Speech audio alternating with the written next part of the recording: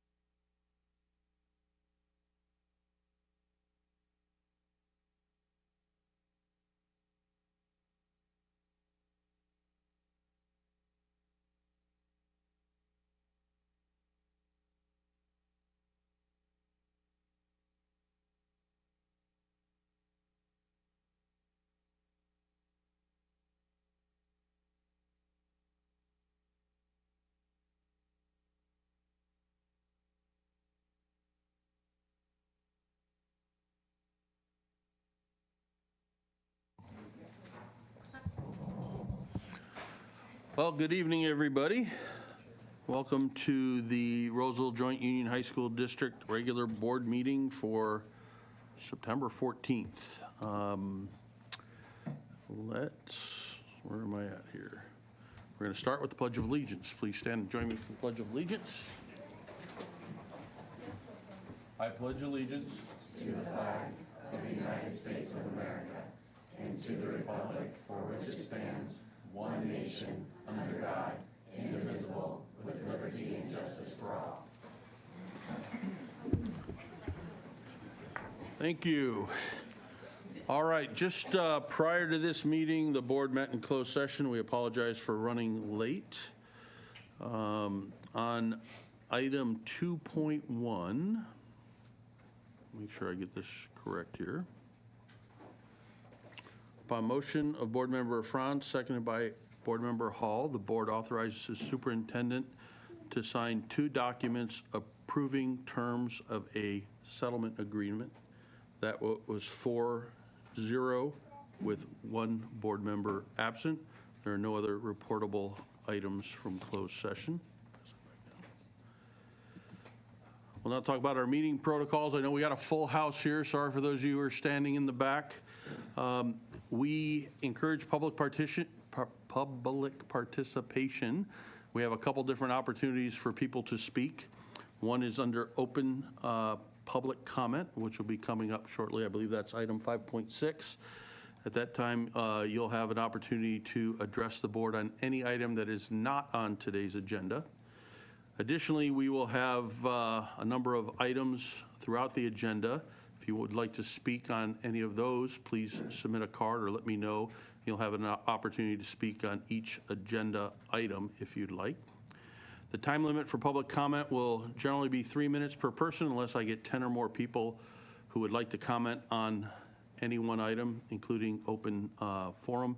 And the time limit in that case will be down to 90 seconds or 1.5 minutes, but it looks like we won't have that issue today.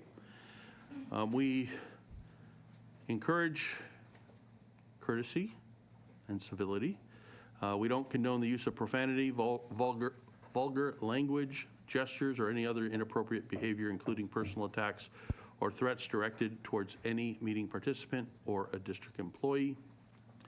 If you have a complaint about a specific employee of the district, that complaint should be made to the employee's immediate supervisor or the school site principal, or in the case of an administrator at the district office.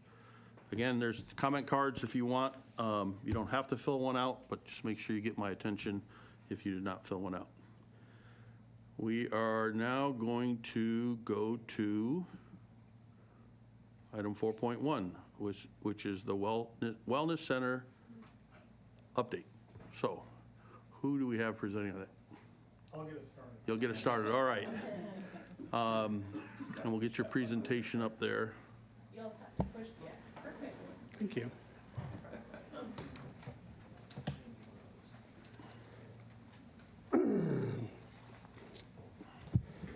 Good evening, Superintendent Becker, trustees, cabinet, students. First, we want to say just thank you for your interest in the wellness centers and having us present tonight to inform you of how we're supporting our students' mental, social, emotional health. Is there an on? Okay, whoop. Got a little excited. I'm Craig Gibbs. I coordinate the wellness centers for Wood Creek High School, West Park High School, and Pathways, the Adelante campus. I am here with Sabrina Vella. She supports Granite Bay and Antelope campuses, and Kelly Ridgman Moore, who supports Roseville, Oakmont, and Pathways, the Independence campus. And I was reminded too, I didn't want to leave out the adult school because I saw Lisa here. We support the adult school too. They do participate in services from time to time. So what we'd like to accomplish tonight is to take a look back at our wellness program that we initiated in the 17-18 school year. We're going to look at how wellness is structured, the data that we use to drive a lot of what we do. We're going to look at some student feedback. We're going to share with you how we staff our wellness centers, and then some of the grant funding that we have available to us that we use for our day-to-day functioning. So look back, 2017-18, RJUHSD was contracting with an outside mental health provider to provide mental health support for students. And they served 239 students for that year, which is about 3% of our student population in 17-18. They provided those services using 10 sessions of cognitive behavioral therapy, and that's what they were limited to through the contract with the outside provider. There were some challenges with the provider in that, not that they weren't doing a good job, they were, but we ran into HIPAA-FERPA issues where they fell under HIPAA and we fall under FERPA, and so it made hard, the conversations between staff and the people providing the service became difficult, and there were some challenges with that popped up over and over. And so at that time, we were tasked by the superintendent to find another way to provide mental health services to our students. And so we went on this journey of looking for alternatives to provide support for students. And we started with the data that you see on the screen. And we looked at the 17-18 California Healthy Kids Survey data, and we saw that 9th and 11th graders, 15% were reporting over a 12-month period of feeling sometimes considering suicide. So that was a relevant data point to us. And then 33 of the NT that refers to our non-traditional students or students that attend Adelante and Independence. 33 or a third of those students were also struggling with suicidal ideation. The other data point we looked at was kids that were chronically sad or feeling hopeless, and those numbers hover around 30% for freshmen and juniors, and then closer to 47% for our non-traditional sites. So with that data in mind, we set out to find a better way to do this, and through our research, we landed on the Wellness Center concept. And so we took our idea back to then Superintendent Ron Severson, and we pitched to Ron that we pilot 2 wellness centers in the school district, and then we grow from there. Ron, with his persuasive abilities, convinced us to do 7 schools. I was a contract employee at that time, so I felt pretty secure in saying, that's not a good idea, and you're a little crazy to do it. I lost that battle, and we started wellness centers at all of our sites. And so each site got a wellness center. We were really fortunate back then, and we still are, is that the administrators at the sites got behind the idea, quickly found us space. So the start of the 18-19 school year, we had wellness centers on each campus. So what is wellness? The simplest definition for wellness is it's a safe space on campus where students, families, and staff can access supports and services. Within that, and how we've structured wellness is by using a multi-tiered system of support framework, which is widely used across the state of California and across the nation to structure different services and supports and even academics within the school districts. At the Tier 1 level, there's a list there. I am not going to read the lists for y'all, but they're there. At the Tier 1 level, we serve the whole school. And we do that by doing awareness-raising activities. We align those with different national awareness months. September Suicide Awareness Month, for example. So we're pushing out, our staff are pushing out into the quad areas to help raise awareness around suicide, doing different engaging activities with the students. We've also, in line with board policy and in collaboration with our counselors, we've trained all of our teaching staff to know the signs of suicide and what to do if they are concerned about a student. And we just got done, it's in production, a video that we're going to share with students that will also do the same, and so that they know the signs of suicide within themselves and within their friends and what to do to get help for folks. So that's an example of a Tier 1 activity that we do for students. Our targeted Tier 2 level is just that. It's targeted, and typically Tier 2s is where we have groups for students. We do anxiety groups, depression groups, grief and loss groups, and so students can participate in those groups. And that the intensive level is more individualized services, individualized services around mental health, so individual therapy, attendance supports, and some substance use supports is what we do there, and some case management. I think it's important to know, too, all of our Tier 2 and Tier 3 services that we provide with parental consent. So these aren't things that we're not doing without parents knowing, except in rare occasions when we use minor consent, but parents are involved at that point. And with that, I'm going to ask Kelly to come up and give one more example of what our structure looks like for wellness. Good evening, everyone. So when we were asked to talk about how we serve a specific student population, I thought it would be really relevant for us to talk about our LGBTQ youth and talk about how wellness partners with the entire school, but how we serve that particular group of students. And I'd like to just point out that in a 2021 National Climate Survey by GLSEN, which is a mouthful, but it's the Gay, Lesbian, Straight Education Network, they found that supportive and inclusive school environments included supportive educators, inclusive policies, identified resources on campus, as well as clubs. And so keep that in mind as we talk about what we are doing to support our students. So if you look at a Tier 1 approach, and we follow an MTSS model in terms of all students having access to this particular intervention, is that we have our awareness months. We push out, we do lunchtime activities. We have our bulletin board that has information posted for students. We have safe spaces allocated in our wellness centers. And we also collaborate with our school staff regarding the needs of our students. If we move to a Tier 2 level, this is really the targeted intervention. And what you can see there is that we partner with our GSAs, our Gender Sexuality Alliance clubs. We're also in the process of planning the second GSA Summit, which will be held next month. The other thing that we have is our safe space groups on our campuses. And so those are really the group intervention level supports that we have for LGBTQ youth. We also have our Tier 3 services, and that can include individual therapy or clinical case management, especially if a student is already working with an outside therapist. So we're going to support whatever the needs are to keep the students safe in school. With that, though, I'd like to just share that students are driving this. Students are telling us what they need, and I see that evidenced by the numbers of referrals that targeted LGBTQ support as a referral need. And so our students self-refer, our parents refer, and then we also have staff refer. In student self-referrals last year, 20% of the students who referred for service indicated LGBTQ support needed. That doesn't mean that they didn't ask for also anxiety, depression, or any other kind of targeted intervention, but they did tell us 20% of them said that they wanted that support. And I'd like to just compare that to when staff referred, 6% of them indicated LGBTQ support, and 0% of parents indicated that as a need for their student.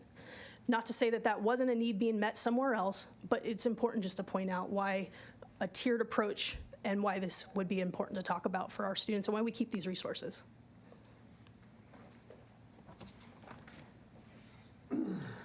Thanks, Kelly. So when we started wellness, I'm going to take you back to 17, 18 again. When we started wellness, we decided that we needed a structure within the MTSS framework so that we could focus on certain areas.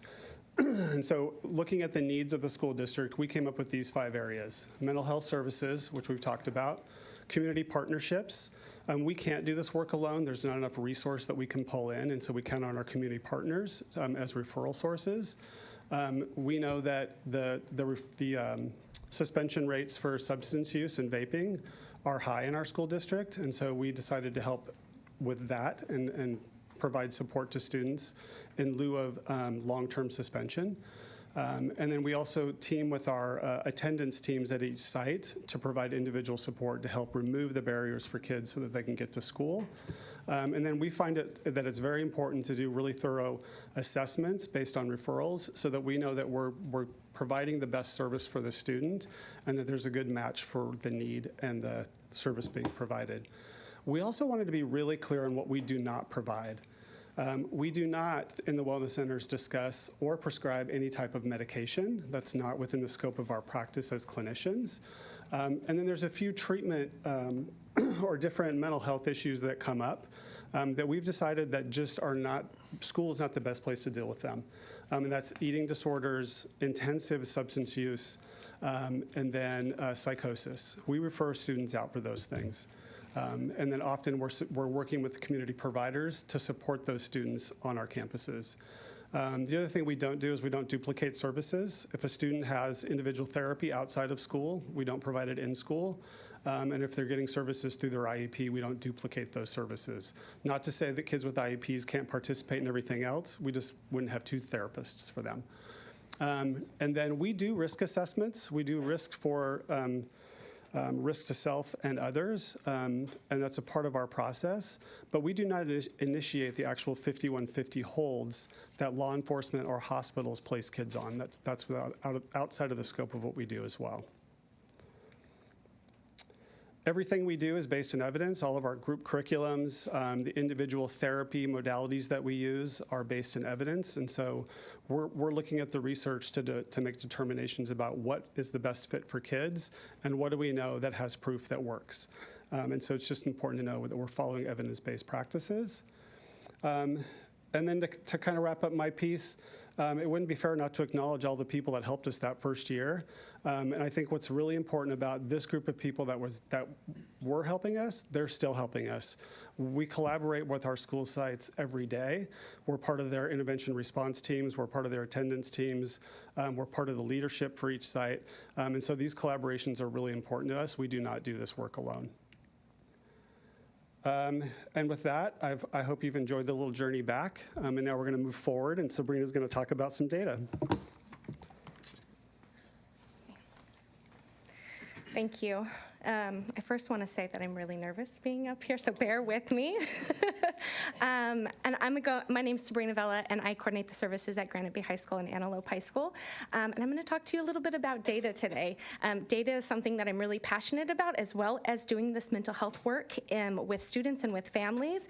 And so I can get carried away a little bit. So I'm going to try and be concise with my information and try not to carry on. But please bear with me with my nerves through this. Data collection has been an ever-evolving process for wellness from year one till now, and we're continuously looking at where we're collecting data, what the services that we're providing, where the gaps in our services are, and how we're going to continuously improve ourselves with the services that we're providing. This slide here shows kind of the services and the number of referrals specifically for referrals for mental health services, so for individual therapy, group therapy, clinical case management, and asking for additional supports. The first column there is when we have the outside provider providing services on our sites. That second column there is the first year of wellness. I like to point out that our first 2 years of wellness, we kept referrals very limited, and we only accepted referrals from administrators and counselors on site here. We really needed to pivot when COVID hit. We didn't know how to access our students and our families, and we were really trying to outreach. We were hearing all of the news about mental health needs and suicide rates in the news, and so we needed to open up referrals. So in that 2020-2021 school year, that's when we opened it up for referrals for students and for families to be able to refer themselves directly for mental health services through our wellness centers. The next slide here is kind of a breakdown of what that looks like since we opened up referrals in our wellness centers.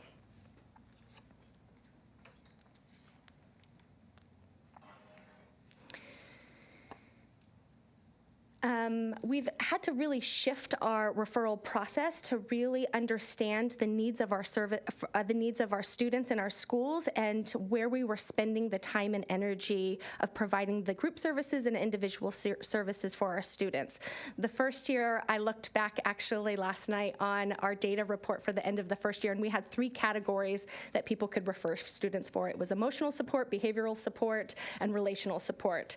At the end of that first year, we got together and we said, this isn't enough. We need to figure out what are the needs of our students and where are we focusing our efforts. And so we came up with a list of concerns of reasons why an individual might want to access mental health services or wellness services. And we came up with a list, and year after year, these 5 areas show up in our data. These are consistently our top 5 areas of reasons why individuals are referred for our wellness services. I do like to note that an individual can select more than one category, and so clearly the numbers don't add up to 100, and it's because they can select more than one category when they're referring themselves. We also use this data to inform our Tier 2 services.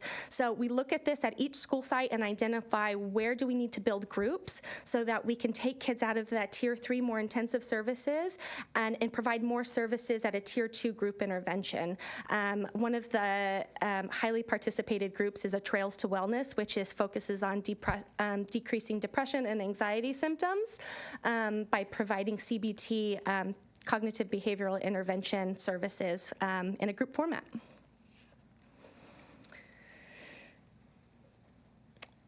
I'm going to go into a little bit around suicide risks and support planning for students.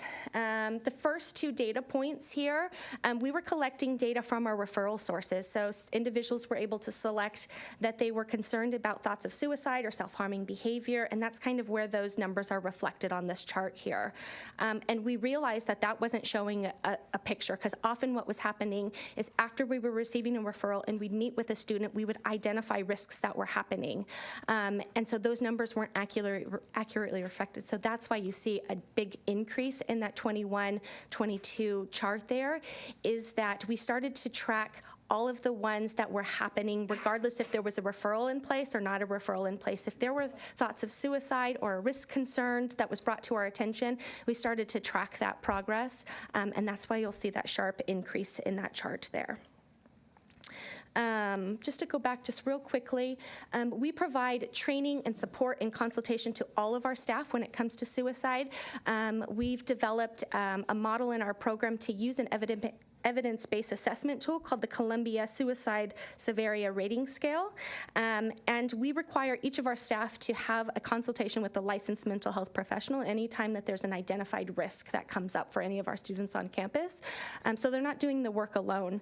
And we partner with our counselors and our school psychologists and our ERMS professionals as well to work on those consultations. So we're working in collaboration to make the best decisions for students and families and getting them connected often to emergency services, hospital evaluations, and sometimes inpatient psychiatric holds when they're warranted. This next slide here is looking at our California Healthy Kids Survey and how we compare as a district to the state. The blue lines at the top indicate individuals throughout the state of California, students that answered the questions around sadness and suicide. So just to kind of highlight a couple of those questions, the sadness question that is asked on the CHIC survey is, during the past 12 months, did you ever feel sad or hopeless every day for almost 2 weeks or more? The suicide question on the survey asks, during the past 12 months, did you ever seriously consider attempting suicide? So you'll see that at our comprehensive sites, our students are far below the state average, except at our non-traditional sites. So that's the Pathways program at Alante, Independence. We are significantly above the state average with regards to sadness and above the average with regards to suicide on those campuses. At the bottom there, you'll see a longitudinal study that looked at our CHIC data in our district and the rates of sadness and suicide, and they're slowly starting to decrease.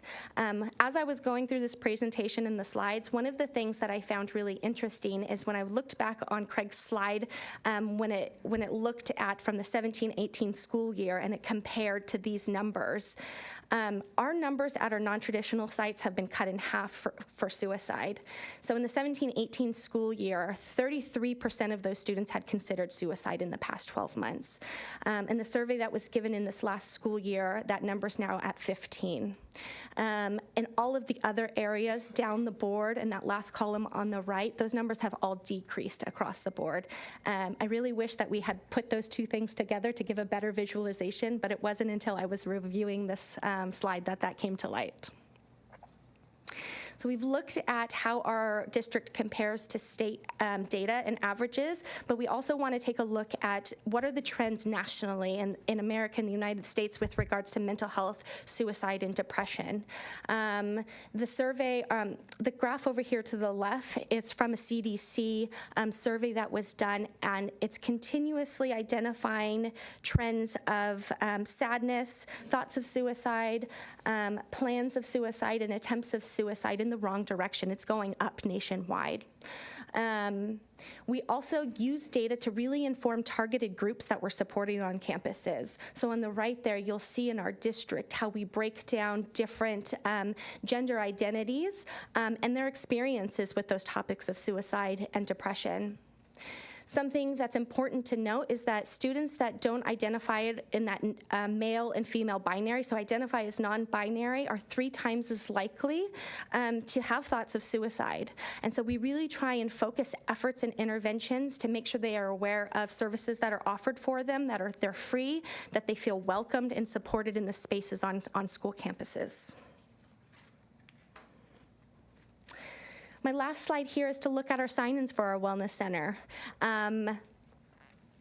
The first year we were building, we like to say often, we were building the plane as we were flying it. Doors were open, but we tried to really keep things limited with referrals from counselors and admin. We were putting together chairs that first few months and putting together sofas, and cubicle walls were going up. And so we were trying to provide services while we were building our wellness centers that Craig was talking about. In the return after COVID in the 21-22 school school year, you'll see a sharp increase in those services, and that's the return to learn year that we had. And so I think that's really indicative of the impacts of COVID and what individuals experienced during that distant learning time. I removed the duplicate sign-ins in last school year sign-ins to identify single individual ID numbers that signed into any wellness center in our district. And I came up with a number of 33% of students throughout the district had visited wellness centers at least one time last school year. That could be just to take a break. It could be to receive services. It could be to receive resources and supports to remove barriers for academic success. But that was a number that I wanted to highlight for you.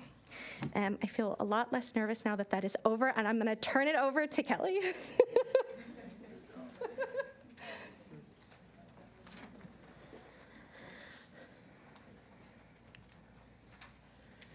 So while Craig took you back in time, if you will, and Sabrina talked about the state of wellness right now, I get to the fun part. I get to talk about how do the students respond with how they experience wellness. And so overall, this is not, let me just also share that this is when students receive a Tier 2 or Tier 3 service. And while we don't have every single student complete one of these, we'd like that to happen, but we just know that it's not going to get 100%, and that's okay. Overall, students showed satisfaction with not only the services they received, but connecting with the person they were working with within the wellness center, as well as learning something, coping strategies, being able to implement that in the classroom to keep them there is our goal. Some qualitative feedback, which I got to tell you, I didn't edit it. I just authentically put it in there. It does, like, every instinct wanted me to do that, and I chose not to. But I just want to say what I can gather from the student feedback is that they felt seen, they felt safe, they felt a sense of belonging because we would greet people by names, and they felt like they learned something to be able to integrate and be successful in the classroom, even if that meant being vulnerable and uncomfortable and awkward. And I think that's just a really important piece to highlight, is that they do hard things, and they're resilient, and we get to be part of their journey. Additionally, with thinking about student services, it's really thinking about who are the people? Who are we? How are we staffed? Not just our full-time staff, but also who are our trainees, and where do we gather trainees from? So we're going to talk about that. Additionally, what you're going to see is that we have mental health associates and specialists, and the differentiation of that is whether they're working on licensure or they're already licensed. We have family and community engagement liaisons who really are the jack of all trades, who support students in all capacities. And then we have our interns and trainees who are diverse, and we'll get to those in a minute in terms of sharing who they are. But what you can see is our staffing in the last few years has remained pretty consistent, pretty stable, if you will. With the help of a triage grant with our County Office of Education, we were able to get a couple additional full-time staff. So that wasn't just wellness, that was in partnership through a triage grant. We had a couple other full-time staff added in. But our interns are inconsistent. We can't always predict who's interested in coming and learning about school-based mental health. We can't always predict year to year who's going to make it through our process, and I will thank our human resources in a moment for this. Just to also acknowledge, we have 14 active university partnerships, and that's a big number, and they're diverse disciplines that we work with as well. As our mental health challenges continue to plague students and families and even ourselves as staffs, it's important that we want to grow. We want to expand to be able to meet the needs of our student community and our families and our community partners. So one of the ways that we do that is by partnering with those universities. And MOUs take time, and clearance through the district takes time. And I'd like to give a special and specific shout out to Brad and to Brianna for endearing us in timely and untimely moments where we say we've got a partnership that we need to execute, and they've got 100 other things on their plate, but they make room for it. They get it done, they execute it, and then we get to bring on that new trainee. And I'd like to also just share that everybody who comes on, whether they're paid through a stipend or whether they're unpaid and they're a volunteer because they're an undergraduate student, they are all cleared through the district process. So they get the ID badges, they're good to go. With that, I'd like to also talk about the fact that when they're partnered with a university, we get the university faculty to come in and get involved as well. So that when they're doing internships with us or their traineeships, we have somebody at the university side to reach out to. We're evaluating them. We are partnering with the university. We're acknowledging when areas need to be improved upon. We are looking at how do we make this the best experience for them, but primarily how do our students get the best experience? And there's a lot of supervision and work that goes into that. Our Wellness Center, this is who we are this year. This is our 2023-24 Wellness Center staff. They are full of diversity in terms of where they come from the university partnership to their disciplines. We have social work students at both the undergraduate and graduate level. We have marriage and family therapist trainees who are working on qualifying with the board in order to get licensed. We have folks that are getting a doctorate in psychology. That's new as of last year. And so we were really diversifying who our supports are and recognizing that we also have staff who are licensed, and we're supporting their professional growth by providing that supervision. Then they're going off and testing for licensure, and they're coming back to us and saying, I'm so happy to be here. 7 actually former or current folks who were in our trainee program have been staff, whether they're former or current. They were RJUHSD, and so we're proud of that fact that we've really taken a year-long job interview, if you will, and been able to hire some of them. So that's a really remarkable piece. We not only provide the required supervision for their university, we also have a 3-day orientation, which is an intense orientation, and I think they all want to vomit after they're done because they're just full of knowledge and they don't know what to do with it. But then when they get to the site, they increase their anxiety again, and then they get to settle down as they remember what they're there for. They get comfortable with their teams and they start to get to know the students. That's the fun part for them. But our training is intense. It talks about risk assessments. It talks about assessment and documentation and referring out. It talks about collaborating with other people, because sometimes the only thing they've ever known is other therapists or other like-minded folks, and then they're at a school campus with multidisciplinary teams. So we do our best to help involve them and acclimate them to that entire process. Roseville Joint has a great reputation, actually. Interns say that they come to us not only for the support that they receive, but also the professional development opportunities that they have here. So we train them both with in-house and outside resources on narrative therapy, cognitive behavioral therapy, trauma-informed practices, and other relevant evidence-based practices that are happening in our industry. We also work with our undergraduate students who are not clinical, and so we talk to them about how to provide family engagement, how to do short-term interventions with early substance use. So we're including everybody in this. It's not just an emphasis on the clinical program. And a shout out to our family and community engagement liaisons, because they really are tasked with a lot in terms of supervising the space that includes all those diverse people. I've alluded to the board, and I call it the board because it feels like it's the thing in the sky that hangs over us, but really it's our governing body of our licensure. So all of us have requirements that we have to meet, whether you're a LCSW like the 3 of us, you're a marriage and family therapist, or you're a licensed professional counselor. We all have rules that we have to follow. We all have law and ethics that we have to take. And every renewal period, which is every 2 years, we actually have to take training in law and ethics and suicide prevention, which is new as of a couple years ago, which I really appreciate understanding the emphasis and the urgency of that matter. Additionally, what I'd like to just share is that most of our staff, excuse me, not all, hold a personnel people services credential in either school counseling or school social work.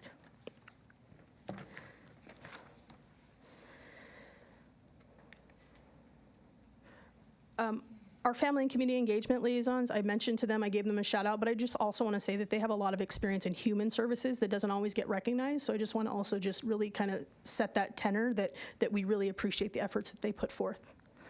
All of our staff love to engage in professional development, and one of the ways that we do that is through grant funding.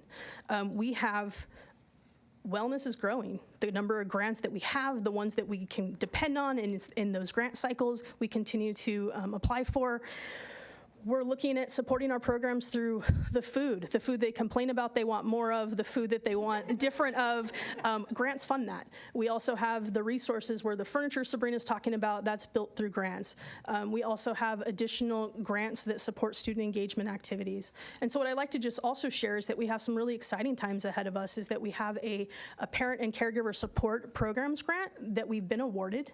And so we're in the process of planning, and I think that that's a beautiful partnership to our LCAP goal of increasing our parent engagement, and so we're really excited to figuring out how we can make that come to fruition.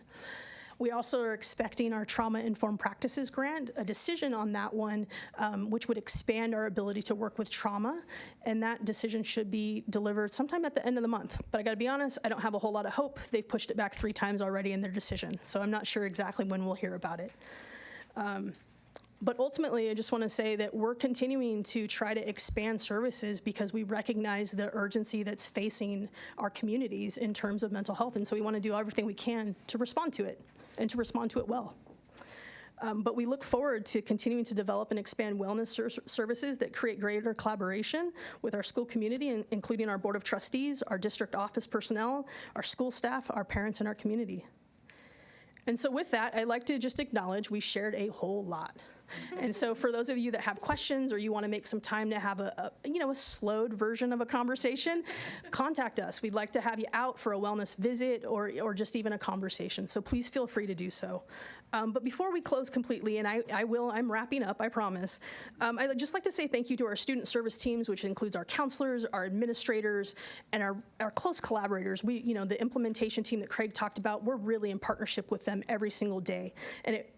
And specifically, I'd also like to thank our wellness teams, our family and community engagement liaisons, our mental health specialists and associates, our interns and our trainees, because without them, we wouldn't be wellness. So I just want to say thank you to all of you for here tonight for that, and we look forward to partnering together. Thank you. Thank you, Will.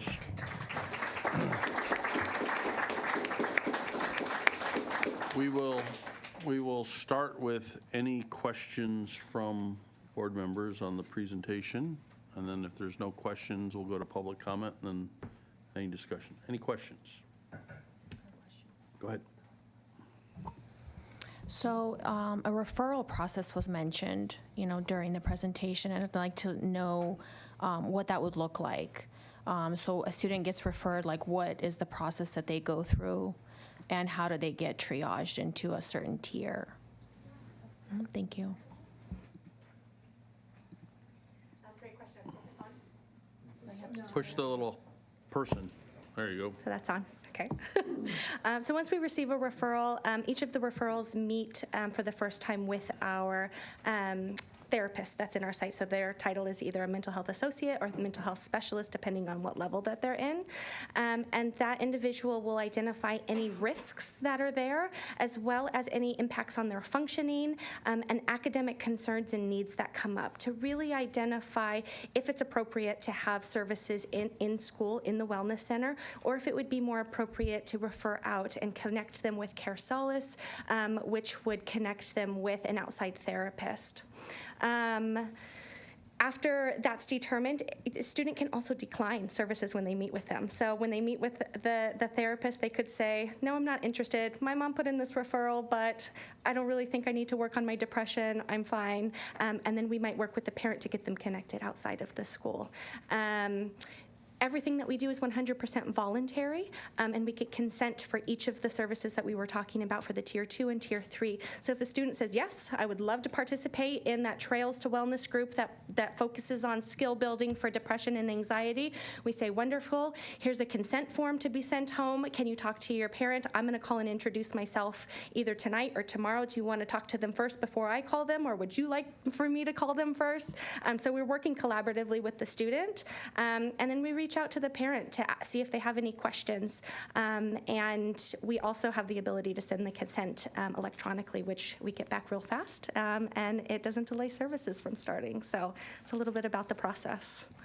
Thank you for that. So Yeah. you mentioned notifying the parent. So is that at every tier, or like at the initial referral period? Yeah, so if they're referred for any sort of services, so whether it be group services or individual services, or even if you don't know what services they would want or be eligible for, if we receive a referral, we meet with them, and before we provide any services after that, we send home a consent form to meet with them continuously after that.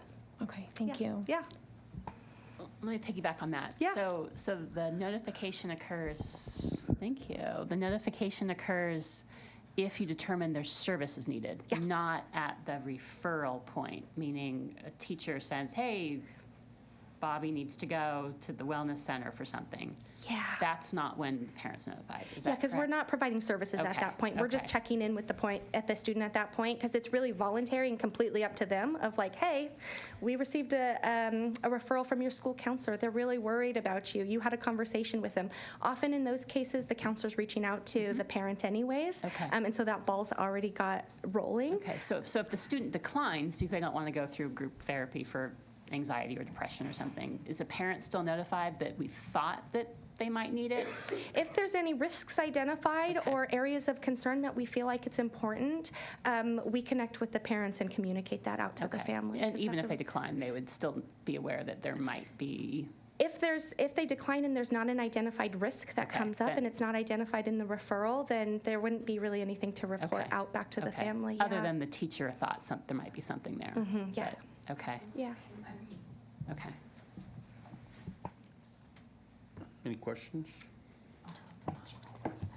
Thank you, first of all. That was really helpful, and I loved it. And I would love to come and sit with you guys longer if that's possible, because I really enjoyed this.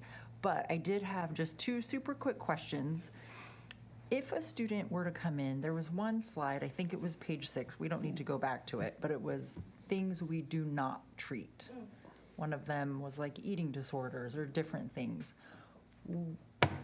How, I guess, what was the process for deciding these are things we do not treat? And then what would that look like if you did say, you know, this child does need these services, then what happens next? That's a really good question.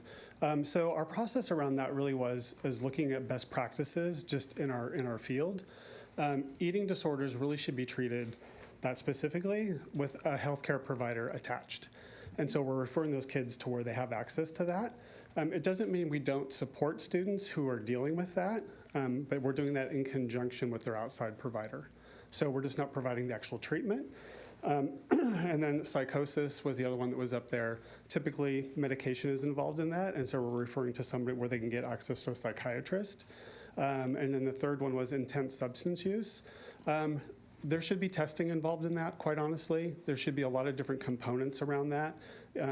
Kids, even adults that are invested in resolving their substance use issues, that's multiple days of treatment a week. And so that would be too much to do on a school campus. We also take into consideration if students are coming in with really heavy things that they need to process through, is that going to impact their ability to access education? Bringing a kid in and talking about some really heavy trauma and they're saying, okay, thanks, now go back to math class, not really good for kids. And so we're assessing all those things.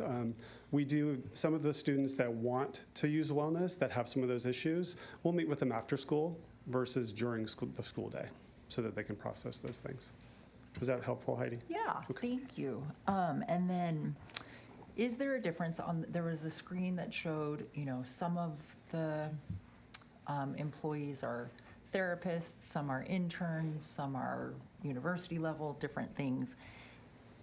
Is there a difference between what a student presents with and who they're able to meet with? Does that make sense? It does. Okay.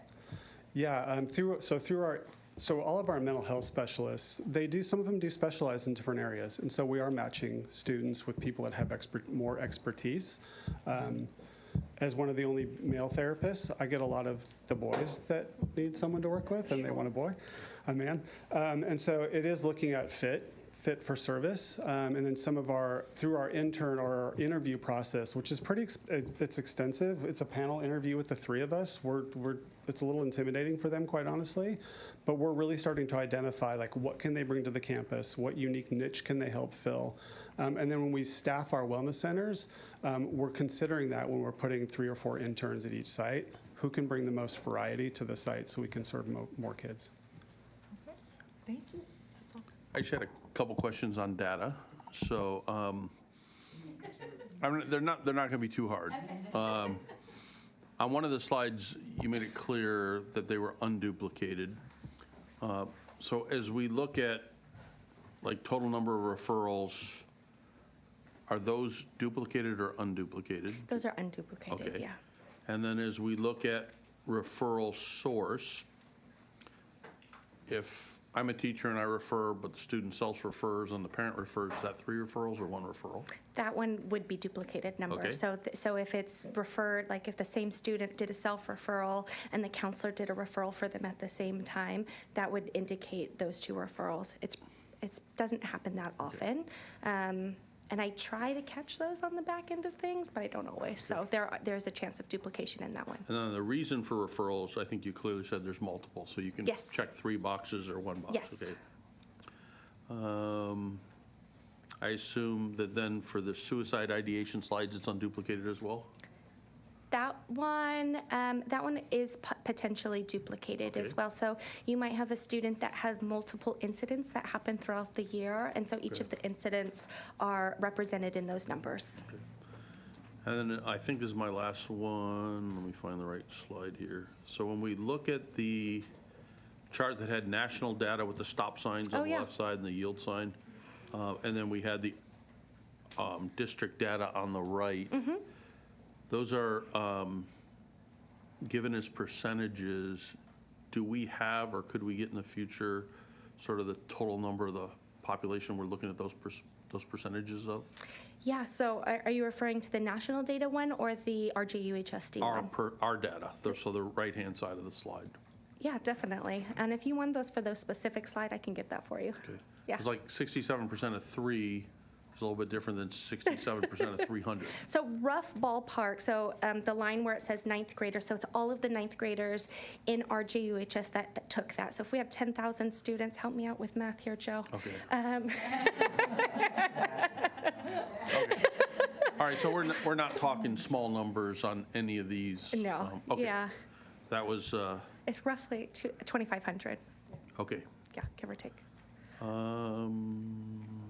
I think that's all the questions I had. Do our student board members have any questions? I know we haven't introduced one of you yet, but you still ask questions prior to introduction. Any questions from either of you? Okay, any more questions from the board? Okay, so at this point, we're going to go to public comment. I only have 1 card for public comment, so if you're here to comment on this, you don't have to have a card, but I need to know how many people are going to be speaking. So we'll call you. That'll be our second speaker. So we have 2 speakers, so we'll have 3 minutes each. Our first speaker is going to be Christina, and then you will be our second speaker.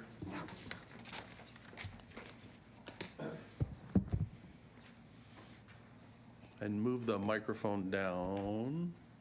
Are you trying to say I'm short, Pete? No, definitely Okay, not. just checking. No. Okay. Good evening. Tonight's slideshow on wellness centers has been enlightening to capture the plan for global community goals. In the remarks of the biggest proponents of community schools, the leaders pride themselves in leaving a sole focus on education only to know embracing psychosocial emotional supports and wraparound services. They want housing, all meals, healthcare, etc., at the taxpayer's expense. On the Center for Disease Control website, they've got a 37-page document on the plan for the whole school, whole community, whole child. It's called the WISC model. In California, they have an interchangeably used the term wellness centers or school-based health centers. Look up the Mental Health Student Services Act. The acronym is MHSSA. The framework of this plan focuses on turning schools into health institutions. It's crazy to see in that 37-page CDC document, parents are only mentioned once. Wonder why? On the Mental Health Services Oversight and Accountability Commission's website, it states, I quote, "Opening a wellness center on a high school campus is in partnership with public health."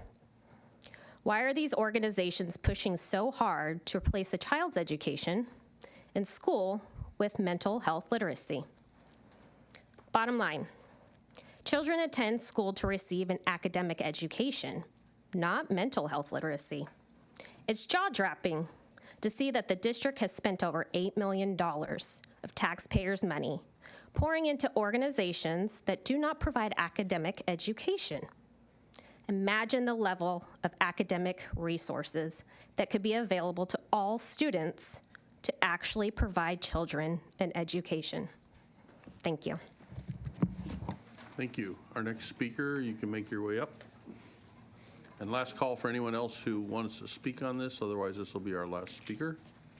Okay, we'll have one more speaker and then we'll call it quits. Well, I didn't come to talk about mental health, but since I heard the whole speech, I just want to say I think it's full of garbage, only because my son been in this district for 3 years, and he had mental health issues, some suicide issues, including the past Tuesday, and the only thing the schools in the district can offer me is expel him from a district. He's bad. We don't have services. It's nothing we can offer. In conjunction to what happened on Tuesday, my daughter, who's in 9th grade, was traumatized by the staff acting very inappropriately. She wrote this because she can't come here and say it. These is her words. When I was called to drama room, I wasn't expecting anything bad. I was wondering what made them want to see me, and thought it something with student A, just to keep his name confidential. When they told me that he was getting super upset and wanted me to calm him down, remind you, she's a 13-year-old girl being called out to try to de-escalate someone else. I knew immediately that was a dumb idea, and there was no way I would be able to be calming to him. As he continued to shout, they told me how he was threatening himself, meaning he had glass in the class at his neck, but they still pursue her to go into the classroom, a 13-year-old girl, and to others. I started to feel a bit overwhelmed and emotional. I don't even know what the emotion is or was, but I started to feel tears in my eyes, and it was and a hard lump in my throat. But they were still encouraging her to move forward into that classroom. They decided to take me to the wellness center, where I remained for the rest of the period. I kept thinking about how would I have been better off left in second period. I would have been able to go to third period, and not knowing that this was student A, everyone started to talk about. This was not in any way pleasant and did nothing to help the situation at all. All it really did was take me out of French and made me feel worse throughout the school day, and I could have found out after school, after everything cooled down. Instead, they called me out of class. And she is a 13-year-old girl entering in 9th grade, and this is what your school have to offer her. Thank you very much. Thank you, and I know Dr. Dobson and our superintendent have been in contact with you, and there will be continued follow-up. Our next speaker. And this will be our last speaker on this item. Hello. I apologize for any discrepancies. This is my first school meeting I've ever been to, and as someone who has benefited greatly as a Wood Creek High student using the Wellness Center, I felt like I should say my piece. The Wellness Center has been such a good blanket for students. I understand that to parents it may seem as something uneasy. You don't have full control over what your student may be experiencing. But as someone who has struggled a lot, the Wellness Center has always been there to give me breaks and to support me through very, very hard situations. And I know through other students, they have also experienced the same. While nothing's ever going to be perfect, I definitely think that what the Wellness Center is moving to do is very good for all students, even for people who are just experiencing just a hard day or they're just tired. Like it's not, that's obviously not just the goal for it, but that being available for students who just need a break from class is quite amazing. The education that it offers also helps students who are experiencing more severe issues, or, I mean, you can't really put issues on a scale of what someone's experiencing, but if you could, it educates people to be able to be acknowledged of what other people are going through. While I guess you could say it could be turning a school into an institution, I think that it is really, really helpful for people to understand their emotions, whether or not they are experiencing good mental health or severe mental health. Giving the accessibility for people to be able to state how they feel, whether or not it is bad or good, is really wonderful. And to see it, I mean, even my mom wishes that she had this when she was a teenager in the 80s, question mark.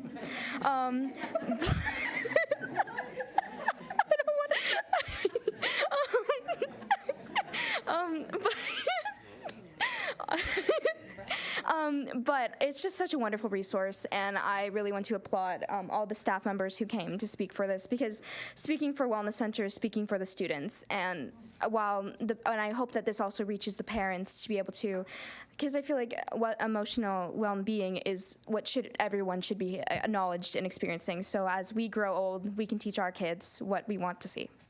Yeah.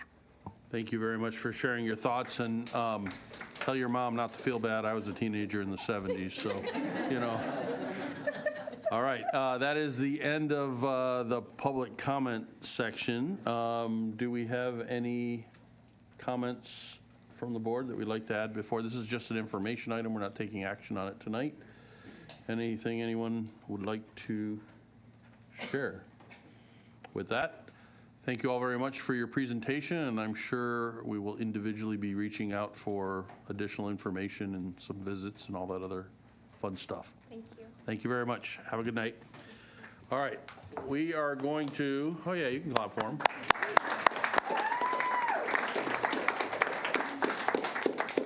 Looky there, we got 3 seats up front if anyone in the back wants to come sit. There you go, smart. All right, we're going to move in on our agenda into section 5. Now we're starting with board reports. I'm going to give my board report first here. It's been busy since the last meeting. Partly it's been a while since our last meeting, since we had a meeting cancel. I had the opportunity to go celebrate with West Park as they opened up their tennis courts and have another wonderful amenity on campus. Got to attend a few football games at different campuses, including Oakmont's homecoming, but really I was there as a dad at that one. Had a great time visiting Roseville High School. I had an opportunity to observe a class that is piloting the AP African American Studies class. Got a great opportunity there to see presentations from all the students, and had a chance to talk to quite a number of them directly about their experiences, and that was a great day. We as a board all met on Monday, September 11th, just a few days ago, for a board retreat. At the retreat, we had a pretty good agenda. We spent quite a few hours. We started with reviewing our board objectives, which I've asked Ludmilla to read when she gets to her board comments. We're going to make a habit of reading that at all of our board meetings. Our discussion was not about whether those objectives were the right objectives, because we already made that decision. We really discussed how we as a district are going to operationalize these objectives throughout the district on all our sites and get everybody sort of rowing in the same direction. We had an in-depth discussion with the superintendent on expectations for developing, measuring, and analyzing goals for the district as we move forward. The board then met with the entire executive cabinet to review the distinct differences in governance and leadership roles and responsibilities of the board versus the administration. We talked about how important it is for us to remain in our own lanes, but also to facilitate traffic in those other lanes and help us get through the work that we need to do. That was it for the board retreat, unless my colleagues want to add their views from that when they speak. As many of you may be aware, we've received requests from members of the community, both for and against, kind of on all sides of the issues, to enact policies related to parental rights and notifications. I just want to remind everybody this board has a process for us to consider and develop new policies. It's got, about 5 different steps here. The first is for us to get an item on the agenda, and that can either be brought from the administration or us as board members or district residents or parents or anybody out in the community. And that is how that got on our agenda, so to speak. When we get requests or we initiate our own requests, we have a process where we ask the superintendent or any of the professional staff to gather fiscal data, staff and public input, talk to us about the related policies, sample policies from CSBA, California School Boards Association, or the California Department of Education, other organizations or agencies, and any other useful information or data that will fully inform the board about a particular issue. In many cases, we look for a legal analysis on how decisions that we make may increase or decrease risk to the district. Additionally, we have in our board policy the opportunity to hold discussions during a meeting of the board in which we invite the public to come and gain an understanding of the issue with us and provide their input from the public at a public meeting, and then we have an opportunity at that point to either provide general direction or specific direction to the professional staff to move forward with crafting a policy. That discussion, as I mentioned, may include a lot of things, and it really isn't limited in nature, but we look for community expectations, staff recommendations, impacts of policies on student learning, well-being, equity, governance, and the district's financial resources, operational efficiency, and as I mentioned earlier, risk. At that point, we take a critical look at risk, and the superintendent or the board, any of us can request that we have legal counsel review either draft policies or components of proposed draft policies or policy options as we deem appropriate. Now, at that point, after we've done all that, then we decide whether we're going to move forward with something. If we do that, then we direct our staff to develop the actual policy, and then we send that to our policy committee, which meets regularly to vet that policy, and then eventually it comes back to the board for adoption. So I bring that up because I know there's a bunch of people who are impatient for us to take action. Now, I want to remind people that just because we're not talking or working on it while we're here doesn't mean we're not talking and working about it and taking the steps that we feel are important to take in order to make sure we meet all of our obligations as a board, as a district, and those board expectations or objectives, as I mentioned earlier. So many of you thought we were going to have that discussion today, but after conversations with the superintendent and our legal counsel, it became clear to me that we didn't have clarity on a number of the issues that we would generally expect in those steps that I outlined above. As we've observed in other people in other districts doing other things, issues can raise a number of legal, procedural, and labor-related issues that come up, and we have to make sure that we're prepared for those. So based on that, we decided to make sure that we meet all those obligations before we have a discussion on the policy. We will have the discussion, we will seek broader public input, and we will let you know when we're going to do that. We just have to make sure that we've done our due diligence on policies, policy options, and alternatives before we do that.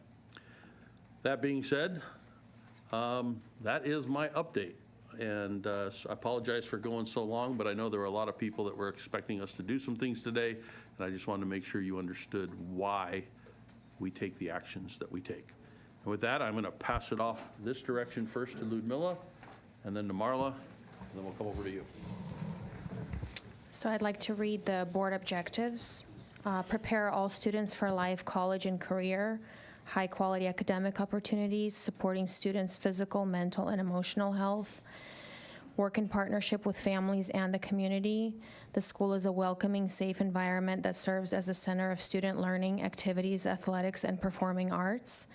Promote a sense of community in the school and surrounding area. Utilize effective governance and business practices. Remain open, transparent, and accountable to the community. Serve as an employer of choice with the highest quality teachers and staff. And as for an update of what I've done in the district, so I visited Challenge High School earlier today to learn about special services in our district, and I'd like to applaud Craig and his team of 192 staff at various school sites for their great work with special ed services. Thank you. Okay, it has been a while, but I'll just give some highlights. I visited Granite Bay High School a couple weeks ago, 2 weeks ago now, able to go through co-taught classes, English, math, and biology. I visited Roseville High School and also was able to attend the Ms. Fork's AP African American Studies, talk to the kids. They did mask presentations on different kingdoms, and then I stayed for a little bit of the lecture too, which I really enjoyed. And I was able to meet with the 3 wellness coordinators last week. I spent about almost 3 hours over there, so I would highly recommend spending some time with them. I really enjoyed it. Did they count that as a referral, or? And then my mom found out about it, so. Yes. So that's it for me.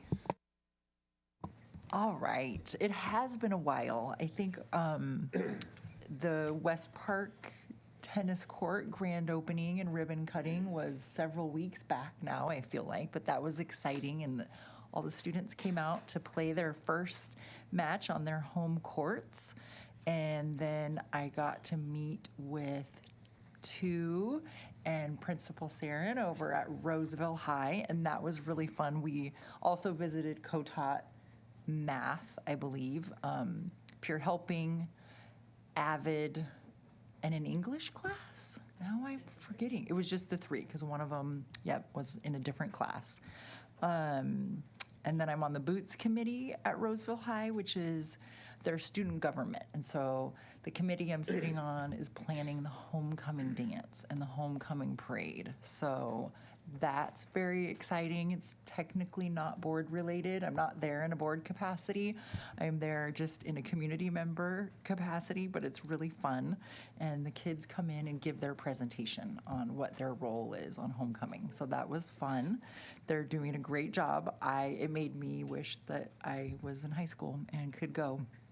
And then we have I don't know who's going, but there's the Placer County Office of Education event in the morning, tomorrow morning. So we'll be doing that, and that's it for me. Keep it short. Wonderful, thank you. Our now moving to superintendent and cabinet reports or any communications that may have been received by the district. Did you want to do committee or? Oh, did I skip that? Oh, Yeah. no, that's No, next that's on my after. list. Okay. So first of all, no communications. And second, since you can tell I don't have much of a voice, I don't have anything to report.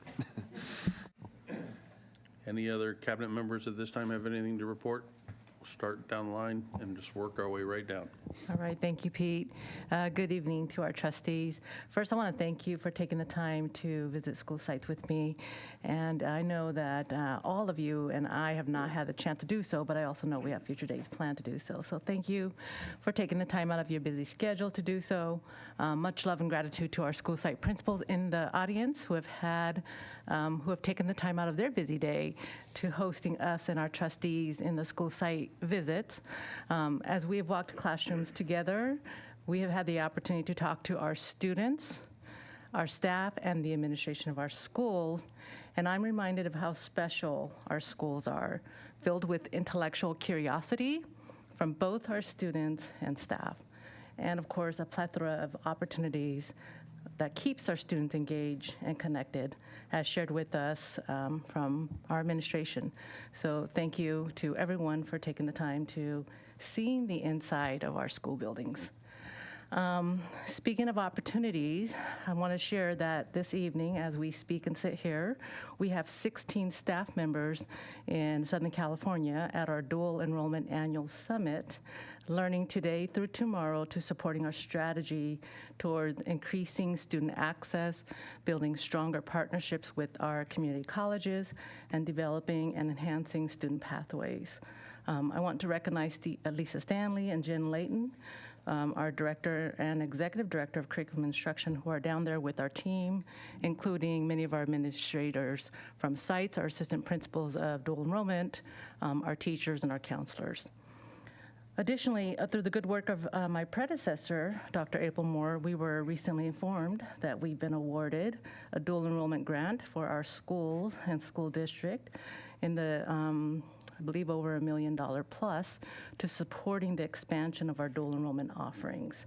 So great news for our students and great news for our city and school district. And finally, I want to share that I've been notified that I am officially part of the Leadership Roseville cohort this year through the Chamber of Commerce. Just had our first meeting this afternoon led by our mayor and Supervisor Gore, along with 30 other Roseville leaders representing multiple sectors of our fine city, including law, fire, police, healthcare, parks and rec, and of course small business owners and others, as we work together to helping to build an even more vibrant city to live, work, and play in. And that's it for my report. Have fun in that leadership. I'm class of 2015, I think. Yeah.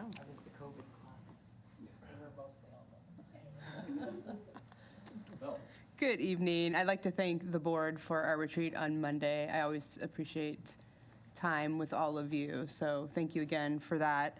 I'd like to thank our 3 wellness coordinators again for the presentation tonight, in the same way that my colleague too here visits each of our sites to observe teaching and learning on our campuses. I've made my way around the district, specifically visiting each of the wellness centers.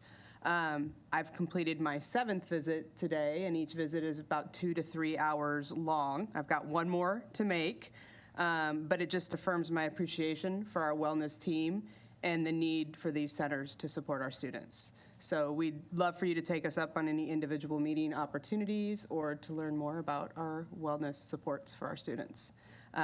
Additionally, I would just like to remind you that flag football is happening along with all other fall sports, but this is our new sport and our teams are loving it. Our girls are out there, our coaches are out there, and I just want to put a shout out to flag football. Make a game if you can, because they're having a great time. Joe. I just had one update that I thought the board would be interested in as we embarked on our vending machine program, which is pretty unique and the first of its kind in California, where we're actually having full meals inside the vending machines. One of the goals of that program was increasing the number of students taking breakfast and getting breakfast meals. Throughout the district, we only had about 150 to 200 students on a given day who would get breakfast. There'd be challenges with buses and everything, but having the access in the vending machine where they could get it early or in a passing period. So those numbers as of September 1st were over 1,300 students in our district are getting breakfast. So that was something I got a report on today and was excited about and thought I would share. That's it. Okay, can I say something about that? You know why? It's because the muffins are in there. Yeah. I'm just saying. I've had my kids bring them home to me now, so I've tried them. I still have never tried one.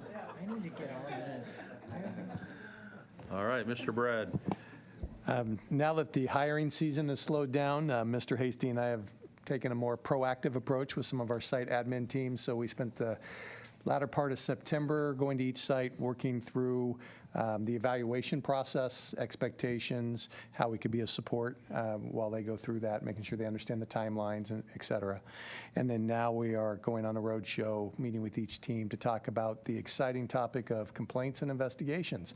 So we are just going to make sure they understand the different policies we have, the different forms we have, templates they have, what that investigation process looks like. So we're just trying to be a little bit more proactive and actually go to the sites and meet with the teams versus being reactive as a complaint comes in. Thank you very much. We'll now move to committee reports. I'll start off the policy committee, which is Ludmilla and me. We met back on, a long time ago, August 18th, so almost a month ago. We have a number of changes to board policies and administrative regulations that are presented in the consent calendar under item 6.16. Pretty much all of the changes are minor modifications to align with state changes in state law, with the exception of AR 5132, which institutes a district-wide dress code for consistency and predictability. I will note that that item has been pulled from consent, so just the AR 5132 we'll have a separate discussion on before we take a vote on that. And then I know the Finance Committee, is that who met today? Finance and Facilities Committee, does someone have a report for that? Yes, Finance and Facilities Committee met today. We went over the annual contracts, received the annual legal budget for last year, and I will just note that we spent $275,000 on public records requests last year. So I think that is noteworthy for public and everyone else to hear. Just think what it's going to be this year. Yeah. But that's Thanks, it for that's the it. that's it for the committee reports. So now we're finally going to get to our student board reports, but first we have an introduction to be made, and I can't remember who said they were going to do the introduction. Come on up and introduce our newest board member.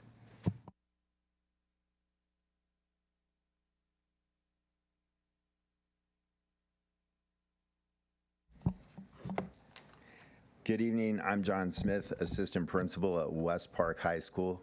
Here this evening on behalf of Principal House, who is attending a conference out of town this evening, as Stu alluded to. It is a pleasure to introduce Mr. Jace Becker as the ASB West Park High Board Representative. I have had the pleasure of knowing Jace since he was 4 years old, and he could barely see over Ms. Cuneo's desk at Antelope High School when Jace would come to work with his dad, Superintendent Becker. Jace would color pictures and deliver them to all the assistant principal offices. Since then, Jace has been an excellent student academically, and he is a leader on our campus, serving in ASB, playing baseball for West Park, and he's involved with our Project Lead the Way engineering program, and one day we will see him as a Disney Imagineer. Beyond school and sports, Jace is an avid fan of anything Star Wars and Marvel, and his family makes regular visits to Disneyland each year. He's looking forward to this role where he will sit just a few seats away from his dad, Superintendent John Becker. West Park High School is honored to have Jace represent our school. Thank you all.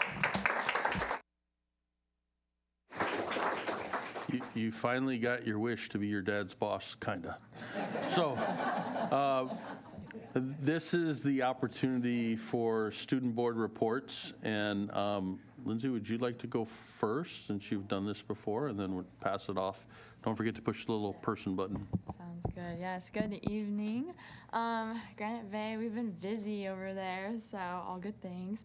Last week we had our Leadership Summit, which is a 3-hour workshop that takes place during the day, and we have our student leaders come from all different organizations at Granite Bay, whether it's sports, clubs, or other organizations, and our principal, Mr. Sloan, spoke, and we also had a special guest speaker, J.C. Pohl, from an organization called Teen Truth. We had 60 leaders in attendance, and we discussed different issues that we see prevalent at Granite Bay, whether this be mental health, academic pressure, peer pressure. And we spent those 3 hours brainstorming ways that we can try and solve these problems, or if not solve them, make them better. And so we're currently in the process of reaching out to these student leaders who attended and seeing how they want to go about implementing these solutions. And we just want to partner with them as a student government body. We want to partner with these student leaders from other organizations just to improve school culture and make Granite Bay better. Then today we had our second day of Club Rush. We had 84 different clubs. So a variety of interests were represented, from like a grass volleyball club all the way to a clay and paper arts club. We had a lot represented, and it was very fun to see. We had a lot of student participation, and that was just very cool to see, and I felt like it unified our campus. And then upcoming events, our blood drive is next up, September 21st. We've filled all 75 of our appointments, and which is really good for us. We don't normally get that many people to sign up, so we're very excited for that. And then the next big thing is our homecoming is already starting. It's October 20th, so we are preparing for that. Our flow kickoff is October 9th, and our theme is musicals, and we are very excited for that. So yes, that's all I have. Thank you, Lindsay. Jace, pull that a little closer to you. There we go. Good evening, everyone. Would like to start off by saying it's an honor to be the board representative for West Park. Some things that have been going on at our school since we've started. We had an amazing first week of school, despite me running on 4 hours of sleep the night before the first day, but I made it. Our school construction finished not too long ago with the tennis courts getting opened. As we all know, our new sport, girls flag football, has just kicked off this year. Our school loves it, and the players, they're having a really fun time with it. Just this last week, we chose our homecoming theme, which will be Disneyland. Personally, as someone who loves going to Disneyland, I see this as an absolute win. And I think our student government program is going to do a really good job with this theme for homecoming, and I think our students are going to really love it. We've also had great student participation this year so far with our football student section, also known as the Claw, and our Spirit Days too, with a great spirit count, over 1,200 students out of 1,800 students at our school participating in our Barbie versus Oppenheimer Spirit Day. Some upcoming events, we have our home football game next Friday. I think it's against Chico, I believe, and our homecoming dance is going to be October 14th. Overall, I think we've started off very strong in the beginning of our school year, and I think this is just the beginning of an amazing year this is going to be for West Park. Wonderful. Thank you both, and Jace, welcome again. We're glad to have you here. Thank you. All right, moving on to reports. RSEA. Come on down. Good evening. And I'm going to always thank you for this time. It's very valuable, and I appreciate it. I'm going to thank you every time because we worked so hard to get it here, and I want to maintain this agreement. As we move forward, I was a little nervous coming in. I didn't know, as we know in the neighborhood, there's a lot going on. And I also try to figure out, it's like, how can I bring a good report to you as the board and not waste your time? Because I know you're looking past me like, oh my goodness, what am I having for dinner? Because I'm often doing the same thing. But so I'm trying to think of like how I can be more resourceful for you. And I've also learned is that this is a time that we could, if you have questions, you can ask me. If you've heard of something and you want me to look into it, I can more than welcome something I can else bring to you. But tonight I was a little nervous, so I had 4,000 different options that I could approach. So I decided to approach with the topic of like, too often as teachers is there's a perception of what we do. And so I wanted to address, because we had our first board meeting the first day of school, and I was really tired, and I thought, I just came up and giggled. That's all I remember. And then, but now I was just like, okay, well, we've been in it a full month, which seems like almost 2 years, but it's only been a month. And I was like, yes. And I'm still tired, but my goodness, that cup of coffee hit the spot. So to kind of share, it's just like the first month is the first day from the first day is, we're asked to meet with the students, and my boss sitting right there, and he said, no matter what you forget, just remember you're trying to be and build that community with students, no matter what. So when the students come in, just make those connections, because those connections are valuable. And since day one and from up to now, I'm still making those connections, because those connections do what? They build trust. And trust is one of those most valuable things you can ever have in a classroom, because outside that classroom, I can't control a lot on a campus. A lot will happen. But inside that room, that's ours. And we really value that, and we really try to empower kids and build those connections, because those connections with that trust speaks volume with what we're able to do. Because I tell them to come in, I want you to trust me. I'm going to provide you with an education that you can now take on and move on with the world. I'm going to give you some cool things, and you're also going to be bored out of your mind with some things, because I find them very excited, because I'm a very exciting person with what I teach. Okay? But they buy in anyway, so it's all good. Okay. With this is taking that trust and be able to develop it with amongst each other. Because we have often students who have different opinions on things. They like to say them out loud when they think it's appropriate. And we're like, that is not appropriate. But what they're trying to do is they're trying to share their story. And that story is one of the most powerful things that we're always telling those kids to embrace and to share out, but also learn when to share out. Okay. When I met so I'm so sorry, I'm nervous to stink. At the first meeting, the first thing she said is, I would like to share my story. And that said more to me as an individual coming in, just being like, hey, I'm a person too. Let me show you where I came from. And I want you to trust me. Because we all work for people that we don't trust. I've had it. But luckily, I'm in a plot now. I do trust them. Just kidding. I do actually. I'm sorry. Okay. And we know it's like when you have that is you're not able to carry on what you need to do. So with us as educators is we were like saying, hey, students, come in. Find that story. And know when to say it and when to share it, because that story is valued for you. And if somebody asks me, what is Tu's story? I'm like, I'm not going to tell you Tu's stories. You should literally go talk to her. It's an amazing story. And that's the opportunity for them to talk and share that. So as educators, I tell my students, you're going to be learning a lot in the next 4 years. As an educator, we watch these students grow from freshmen to seniors, and they're huge, huge strides in their lives. But I will say one thing as educators, we will never share those stories. Those are for them to know and for us to kind of help build. And from right now, I appreciate what you explained with the board process of what you're doing to achieve moving with this new parental notification. Let them tell their story, and let us go back to focusing on what we need to do. Let's focus on our education, our instruction inside the classroom. The first day before we met the students, we spent a full day on building that curriculum and working at what we're actually teaching. We're hearing you. We're not always agreeing with you, but we're coming up and we realize that these are new things that we have to address, and we're addressing them hard, but it's going to take some time. One thing I value with this is we literally have a wonderful partnership. I cannot tell you enough how much I'm valuing that. And honestly, at times, like, I'm getting it from both sides. It's like they're trying to come in and attack. I'm like, trust and partnerships are hard to find. So I'm going to value that. I mean, with that, I would say is all our students deserve is the best, most excellent education they possibly have. And that's why I'm here. That's why you're here. That's why so many members are here, because they know when they come to Roseville High School, or Roseville RJUHSD, they know we're offering some of the best, that we're constantly adjusting to get better and better. So I want to say thank you for that. And we want to move forward. Thank you. Thank you. I have 3 cards for open forum public comment. Anyone else want to turn in a card? Okay, so we'll have 3 minutes each. It's going to go in this order: Meg Weiss, then Lori C., and then Christina. Meg, come on up. Don't forget to push the button with the person on it. Thank you. Good evening. I was really happy to have the opportunity to attend the board retreat on Monday. I was encouraged to see the work of the superintendent and the board members in the cabinet. As I observed the process of working with the consultants to build a structure that keeps this district focused on their goals, I couldn't help but feel excited about the upcoming school year. I will say it struck me that 4 of the 5 board members haven't been involved with board work during like a normal year without drama or distraction or pandemic or politics.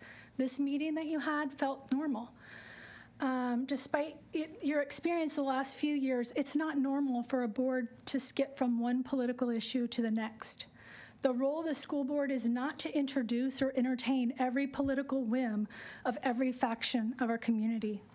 The role of the school board is to keep our kids safe, expect excellent teaching, insist on positive school climate, support our amazing programs, promote mental health, and engage students and families to build a community of support around our public schools.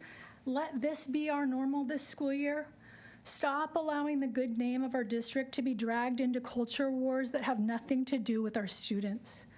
You all set a goal to be an employer of choice, for our district to be an employer of choice, attracting the best educational professionals around. The path to that is one where we avoid political division and we focus on bringing our community together around our excellent schools. I appreciated the metaphor of the nested bowls, where the board sets the parameter and allows each tier to manage their own domain within those parameters. Stay in your lane. There was talk about how orderly and clear this makes things so that every person knows the expectations and can work within their given role to produce desired outcomes. Always focus on meeting the needs of the student, who are at the center of the structure. I couldn't agree more. But when you take those orderly nested bowls and you try to fit in some member of the community's 9x13 pan filled with political agenda, your clarity, your structure, your organization falls apart. All that focus off that center bowl, it's just getting off balance. So let's avoid politics this year. Stay that nested bowl course. Do your job to keep the parameters, but let's not get involved in political agendas this year. Let's focus on the students. Thank you. Our next speaker is Lori C., followed by Christina. Lori? No, Lori's passing? All right, Christina. I grew this time, so. Oh, really? It's not as, yeah. I just want to take this time, and I wanted to recognize a staff member, Mike Fisher, from Director of IT Services. He has been extremely responsive and helpful when I had questions. You okay, John? Okay. When I had questions about Canvas. And so I just wanted to let everybody know that he has been a great resource. And I have a request for the district, for the administrators. that if we could have an informational night for parents and another one for teachers on campus. The district's supposed to be transitioning to it in 2024, and I think we're doing a disservice to parents and to teachers. Teachers want to be supportive and provide the resources that we're asking for, but from my experience, it doesn't look like they're being equipped to navigate through the system. And so that's my request. Thank you. Thank you. That's all the cards I have for public comment. Last call. Okay, we are now going to move on to the consent agenda. As I mentioned earlier, we are pulling 2 items from the consent agenda. The first one is item 6.5, and the second is one item from within 6.16, which is BP 5132. Mr. Constant? Oh, yes, sir. We just found a mistake on item 6.11, specifically the job description for program specialist. We found an error. We'd like to pull just that job description. And just drop it for now, or Drop pull it for and now, amend and you just drop it for now. We'll bring it back at a later date. Okay, so we are going to drop exhibit B, right? Program specialist? Yes. We're going to drop B from 611. We're going to hear 616, just the BP 5132 separately, and then we're going to hear 6.15 separately. So with that, do I have a motion on everything except those things that I just mentioned? Motion to approve everything except those things you just mentioned. All right. And a second? I'll second. All right. All in favor signify by saying aye. That includes you guys. Aye. Any opposed? No. Okay. None opposed. I didn't say no. So that passes 4-0, 1 absent. Item 6.5, I have a conflict of interest on, so I am going to step down for 1 second while Heidi takes this item.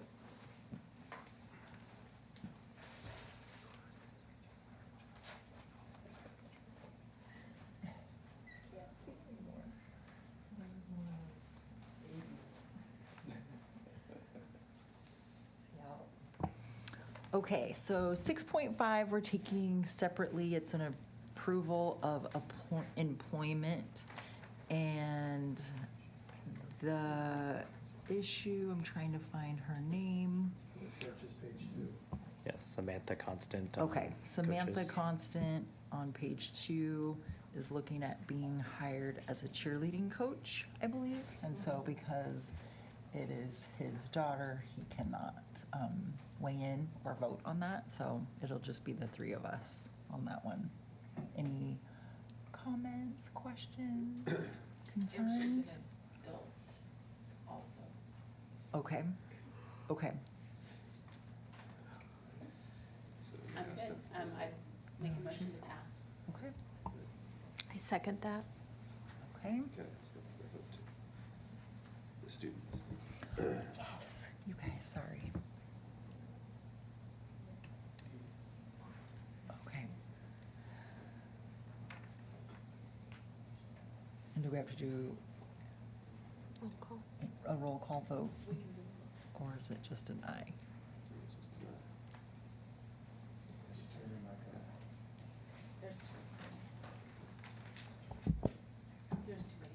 Okay, so all those in favor? Say aye. Aye. Okay. Passed, So, yeah, passed 3-0. 3-0. Okay, One abstain, 1 absent. okay. All right, it's a good thing you're back, Pete.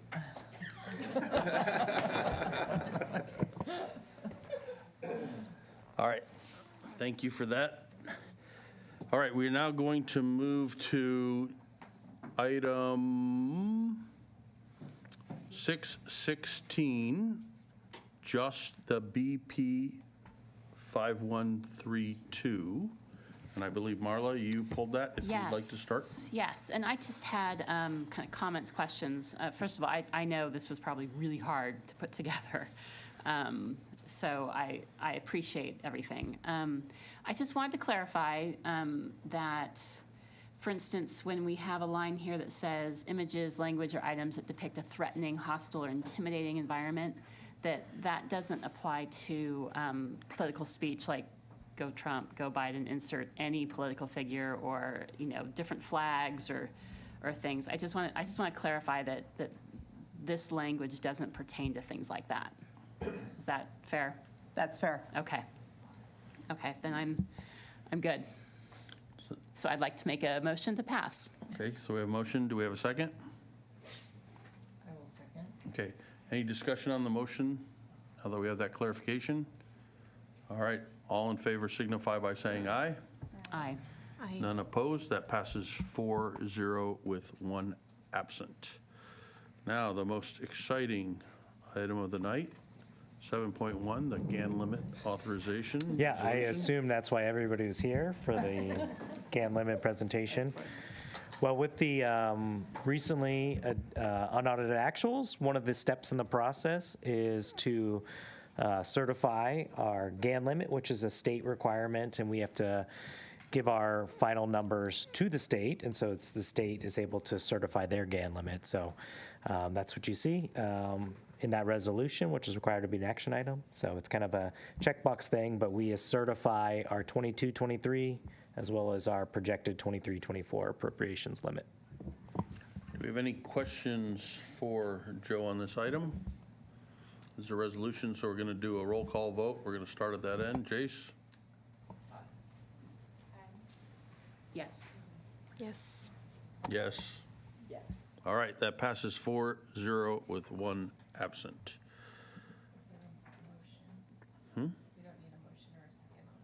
Oh, did I not do a motion a second? Oh, I guess I got ahead of myself. I will make a motion to pass. All right. Who's the second? I'll second it. All right, let's get this right, Pete. All right, we have to do it all over again because I screwed up. It was me. No, you just say aye. Oh, okay. Or nay, either one, yes or no. I'll just say aye. Okay, Yes. Yes. yes. Yes. All right, thanks, Kim, we screwed that up, I appreciate it. All right, that is all of our items. Our last couple informational items, do we have any staff comments that have not been made yet? Pending agenda items, we have a bunch that are listed there all the way out to pretty much Christmas. Anything anyone want to say on that? All right, do we have a motion to adjourn? No? You guys want to stay? I will make a motion to adjourn. All right, we have a motion to adjourn. Do we have a second? Second. All right, all in favor?